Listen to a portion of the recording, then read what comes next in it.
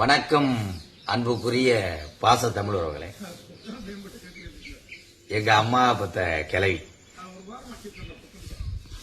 11 பிள்ளைய பத்திருக்கு. கிளவி 11 பிள்ளைய பத்து வளர்த்து அந்த காலத்துல விவசாயம் பார்த்து இவ்வளவு பேத்துக்கும் உழைச்சது கிளவி. அது பேரு வேலம்மாள். இப்ப அதுக்கு 100 வயசுக்கு மேல இருக்கும். உனக்கு 100 வயசு இருக்கும்ல. அதுதான் அத்தனை பிள்ளைல இது பண்ணி உழைச்சது. ஏன்னா அந்த காலத்துல விவசாயம் பார்த்ததுனால அந்த உழைப்பு, அந்த ஆரோக்கியமான சாப்பாடுனால இவ்வளவு வயசுல இருக்கு. இது வரைக்கும் இது மாத்திரை போடல. எல்லாரும் சுகர் பிரஷர்னு மாத்திரை போடுவாங்க. இது மாத்திரை போடவே இல்லை.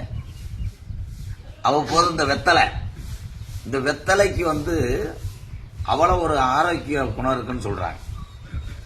ஆனா கிழவி எங்க பாட்டி 100 வயசை கடந்து அந்த ஆரோக்கியமா இருக்கு. ஆனா என்னன்னா இவ்வளவு வயசாயிருச்சு, எங்கே இருக்கும், யார் என்ன தெரியாது. என்னையே ராதான்னு சொன்னாத்தான் தெரியும்.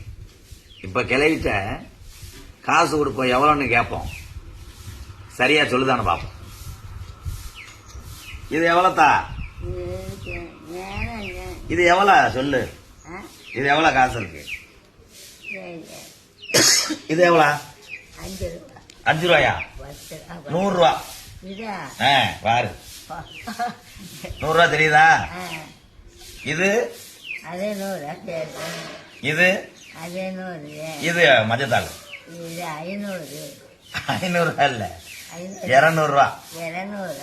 இதா வச்சுக்க.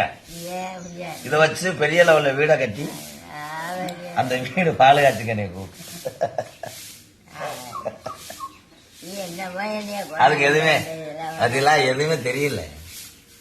அந்த காலத்துல தாத்தா கொடுக்கற காசை பூரா சேமிச்சு வச்சு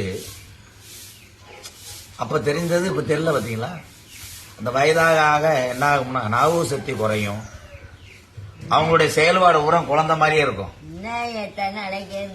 அது பாருங்க, நம்மலாம் பேக்கு இதுல துணியை கொண்டு வருவோம். அது சேலை. அந்த காலத்துல கிழவிங்கெல்லாம் அடிச்சா உடனே கிளவி ஊரா கோவப்பட்டு போறது. நான் ஊருக்கு போறேன்